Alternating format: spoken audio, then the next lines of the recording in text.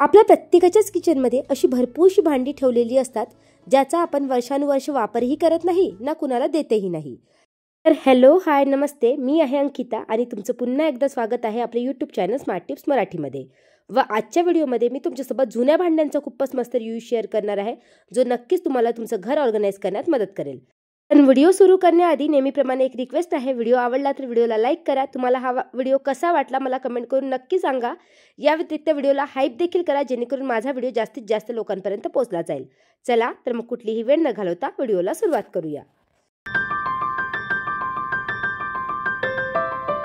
तर प्रत्येकाच्या घरी अशा स्टीलच्या प्लेट्स तर असतातच, तर माझ्याकडे देखील हे एक सिंगल प्लेट आहे। बघू शकता हलकीशी त्यात कॉर्नर दिलेली आहे आणि ही प्लेटची जी क्वालिटी आहे ती जाडी आहे।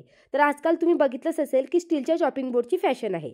तर माझ्याकडे ही प्लेट आतमध्ये स्टोरूममध्ये एक्स्ट्रा म्हणून ठेवलेली होती। तर माझ्या लक्षात आले की या जर प्लेटचा आपण ॲज अ चॉपिंग बोर्ड म्हणून यूज केला तर जसं लाकडाची चॉपिंग बोर्ड जेव्हा आपल्याकडे असतात ना त्यांना वापर केल्यानंतर आपल्याला व्यवस्थित वॉश करून ठेवावं लागतं, सुकवावं लागतं, नाहीतर त्याला फंगस लागतं। जे लाकडाची चॉपिंग बोर्ड यूज करतात त्यांना माहितीच असेल। बघा याला किती व्यवस्थित वॉश करावं लागतं, हलकासं काळं देखील पडलेलं आहे। जेव्हा आपण या प्लेन चॉपिंग बोर्डवर कुठलीही कटिंग करतो, जर एखादी रस्सेदार भाजी असेल, जसं बरेचदा आपण जी काकडी वगैरे चिरायची असली किंवा ज्या भाजीमधून पाणी निघतं जसं टमाटरमधून पाणी सांडतं, मग ते काय करतं चॉपिंग बोर्डवर चिरल्यानंतरही आपल्या किचन काउंटर टॉपवर मीन्स ओट्यावर सांडतं, मग ओटा देखील क्लीन करावं लागतं। मग त्यावेळेस जर चॉपिंग बोर्ड यूज न करता अशी एखादी जर आपल्या किचनमध्ये जाडी प्लेट ठेवलेली असेल त्याचा वापर केला तर बघा या प्लेटला बाजूला कॉर्नर असल्यामुळे टमाटर जरी मी यावर चिरले तरी देखील त्यातलं जे पाणी आहे ते बाहेर निघणार नाही। त्या व्यतिरिक्त मला जर गाजर खिसायचं असेल तर मी चॉपिंग बोर्डवर खिसू शकते का? मला दुसऱ्या प्लेटमध्ये घेऊनच खिसावं लागेल। मग अशा वेळेस या प्लेटला कॉर्नर असल्यामुळे मी गाजर किंवा कुठलाही पदार्थ त्यातच खिसून बाजूला बाकीच्या वस्तू चॉप करून त्यात टाकू शकते। या व्यतिरिक्त याला मेंटेन करणे किंवा वॉश करणे ही खूप सोपं आहे आणि त्याचबरोबर याला कुठे ठेवायचा हा देखील प्रश्न पडत नाही। बरेच जण चॉपिंग बोर्ड ओट्यावर ओपनमध्ये ठेवतात। रात्री आपल्या ओट्यावर बरेचदा बारीक किडे येतात, पाली येतात, आपल्याला रात्री माहिती असतं का? मग याला स्टोअर करण्याची देखील आपल्याला टेन्शन राहत नाही। आपण आपल्या किचनच्या ट्रॉलीजमध्ये ठेवू शकतो किंवा जिथे आपली प्लेट्स ठेवतो ना त्या प्लेट्समध्ये देखील ठेवू शकतो। या व्यतिरिक्त बरेचदा काय होतं की आपल्याकडे जर चिरायसाठी चॉपिंग बोर्ड नसेल तर आपण कुठलीही प्लेट वापरतो, मग त्या प्लेटवर खिरा पडतात। त्यापेक्षा एखादी जर प्लेटच आपण डिसाईड करून ठेवली की ही फक्त भाज्या कापण्यासाठीच आहे, तर मग आपण जेव्हाही भाज्या कापायच्या असेल तर त्याच प्लेटचा यूज करू। मला तर ही आयडिया खूप मस्त वाटली। तुम्ही वाटेल तर घरातल्या कुठल्याही एखाद्या जाड्या प्लेटचा यूज करू शकता आणि ती प्लेट फक्त आपल्याला भाज्या कापायसाठीच ठेवायची आहे। कापणं देखील खूप सोपं असतं, या व्यतिरिक्त त्या वस्तूला मेंटेन करणं देखील खूप इझी आहे।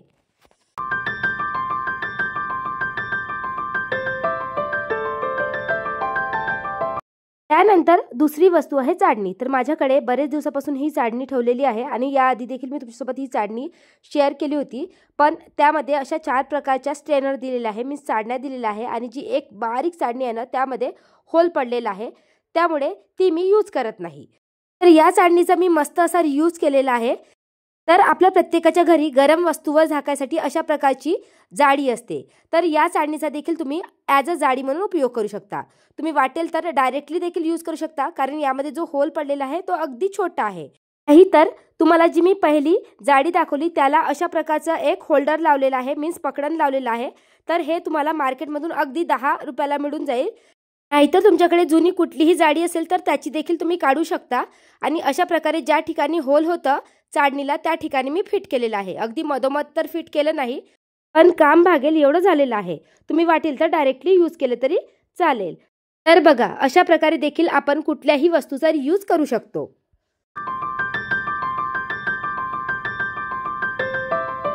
त्यानंतर आपल्याकडे बरेचदा अशा प्रकारचे प्लास्टिकचे बॉक्सेस असतात, याचं झाकण जे होतं ना ते तुटलं आहे, तर त्याचा रियूज कुठे करायचा ते तुम्हाला सांगते। बरेचदा आपण त्याला फेकून देतो ना, तर अशा प्रकारे ड्रॉवर ऑर्गनायझेशनमध्ये त्याचा यूज करू शकतो। जसं तुम्ही बघितलं असेल या ड्रॉवरमध्ये मी छोट्या छोट्या बॉटल्स ठेवण्यासाठी याचा यूज केला आहे। जर त्या बॉटल्सला मी डायरेक्टली ठेवले असते तर जसं ड्रॉवर ओपन केले ते बॉटल धक्क्याने पडलं असतं। या व्यतिरिक्त ड्रॉवर देखील दिसायला घाणेरडा दिसला असता, पूर्ण ड्रॉवरमध्ये वस्तू पसरलेल्या दिसल्या असतात। त्यामुळे ड्रॉवर देखील ऑर्गनाइज करण्यासाठी तुम्ही छोट्या छोट्या अशा डब्यांचा यूज करू शकता, दिसायलाही छान दिसेल आणि वस्तू देखील त्या ड्रॉवरमध्ये ऑर्गनाइज राहील।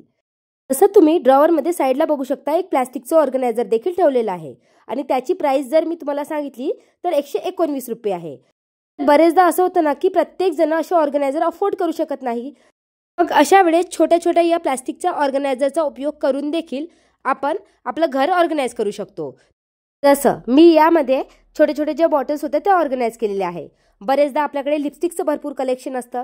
नेलपेंटच्या बॉटल्स ठेवण्यासाठी देखील आपण त्याचा उपयोग करू शकतो. घरात लहान मुले असतील तर त्यांचे जे चॉक्स असतात किंवा छोटे छोटे क्रेयॉन्स असतात ते देखील ऑर्गनाइज करण्यासाठी करू शकतो.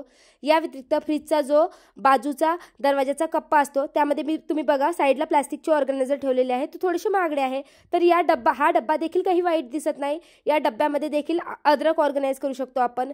या व्यतिरिक्त छोटी छोटी बरेचदा आपल्याकडे सॉसेसचे पाउचेस असतात किंवा चिली फ्लेक्सचे पाउचेस असतात. असे बरेचसे छोटे छोटे मसाले असतात ते ठेवण्यासाठी. लहान मुलांच्या जर छोटे छोटे चॉकलेट्स असेल त्या ठेवण्यासाठी. पण मी याचा उपयोग ॲज अ ड्रॉवर ऑर्गनायझर म्हणून केलेला आहे.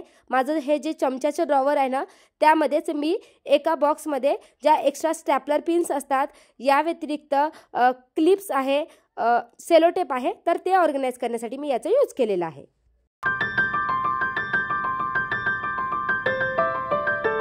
बरेचदा आपल्याकडे अशा प्रकारच्या सॉसेसच्या बॉटल असतात.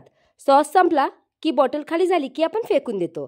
मग यावेळेस जर या बॉटलची क्वालिटी छान आहे, काचेची आहे तर त्याला मग वॉश करायचं, व्यवस्थित त्याच्यावरचं जे लेबल असतं ते काढून टाकायचं.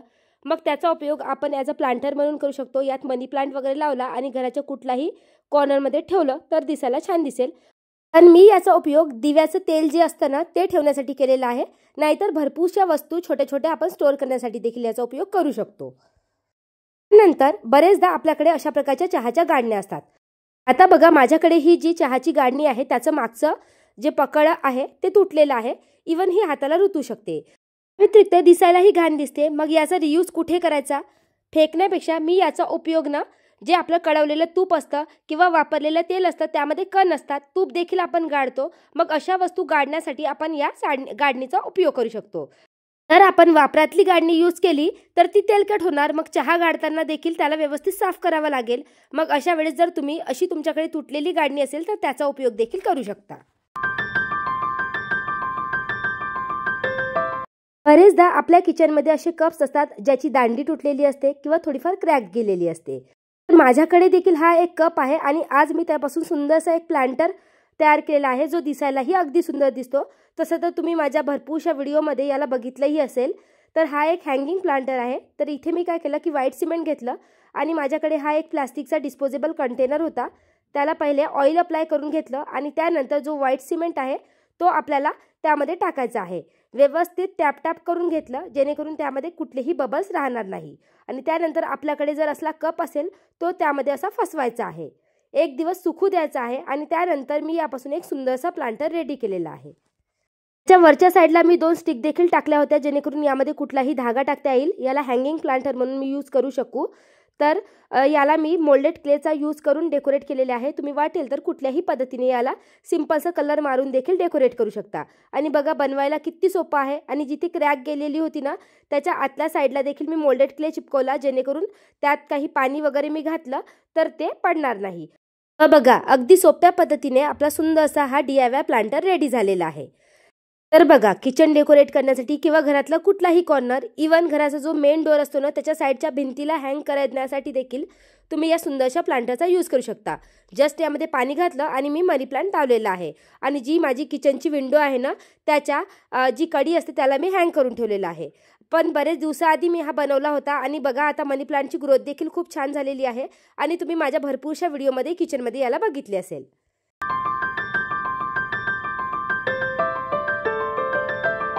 त्या व्यतिरिक्त अशा प्रकारचे मोठे मोठे कप्स देखील आपल्याला बरेचदा गिफ्टमध्ये मिळतात. तर त्याचा उपयोग देखील तुम्ही अशा छोट्या मोठ्या वस्तू ऑर्गनाइज करण्यासाठी करू शकता.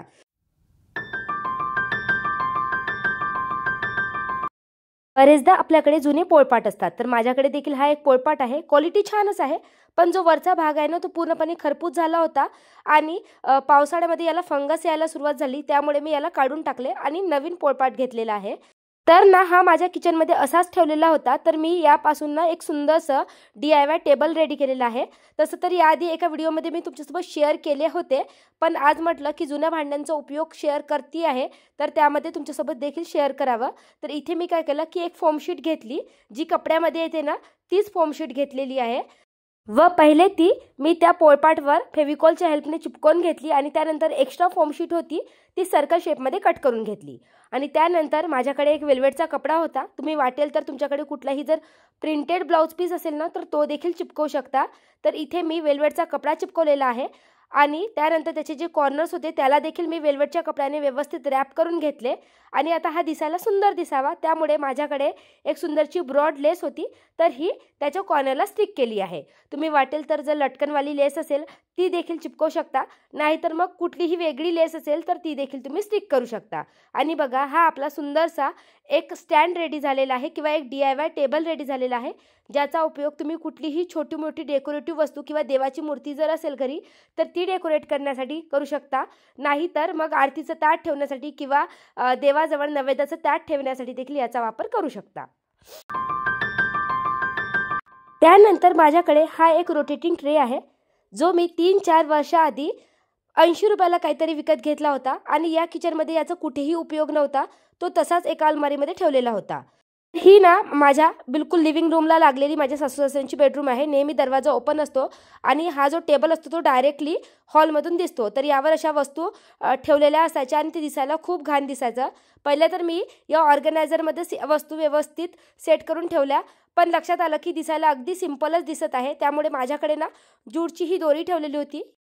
त्यापासून मी तुमच्यासोबत बरेचसे DIY प्लांटर शेअर केलेले आहे. तर ती दोरीच मी ग्लूगनच्या हेल्पने 1 बाय 1 या रोटेटिंग ट्रेवर चिपकवून घेतलेली आहे. आणि बघा आता तुम्हाला मी ट्रेचा लुक दाखवते. दिसायला अगदी सुंदर दिसतो, वाटतच नाही की घरीच बनवलेला आहे. आणि आतल्या साईडला मी गोल्डन कलरने व्यवस्थित पेंट करून घेतले, जेणेकरून तो प्लास्टिक दिसायला छान दिसेल.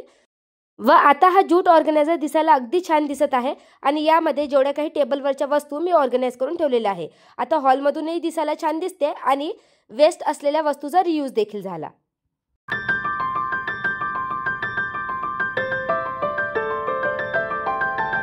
त्यानंतर बरेचदा आपल्याकडे असे प्लास्टिकचे टिफिन बॉक्स असतात. बघा माझ्याकडे एक स्टीलचा टिफिन बॉक्स आहे, एक प्लास्टिकचा टिफिन बॉक्स आहे.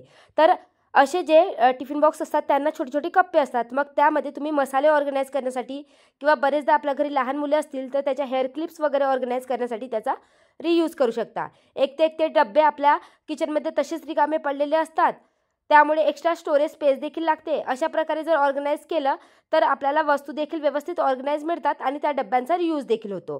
तर मी माझ्या मुलीसाठी एक स्टीलचा नवीन बॉक्स घेतलेला आहे. तर हे जे प्लास्टिकचे बॉक्सेस होते ते तसेच ठेवलेले होते. या व्यतिरिक्त दुसरा जो बॉक्स आहे त्याचा उपयोग मी क्लिप ऑर्गनाइज करण्यासाठी करणार आहे, कारण त्याचं जे झाकण आहे ते हलकंसं क्रॅक गेलेलं आहे, त्यामुळे मी यूज करत नाही. तर तुमच्याकडे देखील असे प्लास्टिकचे टिफिन बॉक्स असेल तर त्याचा देखील तुम्ही अशा छोट्या छोट्या वस्तू ऑर्गनाइज करण्यासाठी उपयोग करू शकता.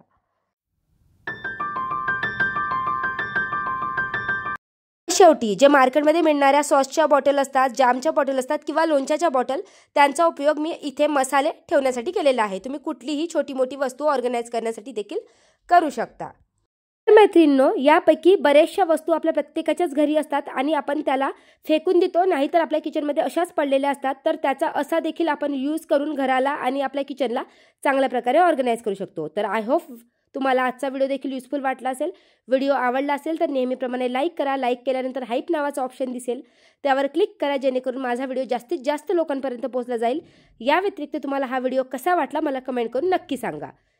त्याचबरोबर तुम्ही जर माझ्या चॅनलवर नवीन असाल तर चॅनलला देखील सबस्क्राईब करा असेच युजफुल व्हिडिओ पाहण्यासाठी.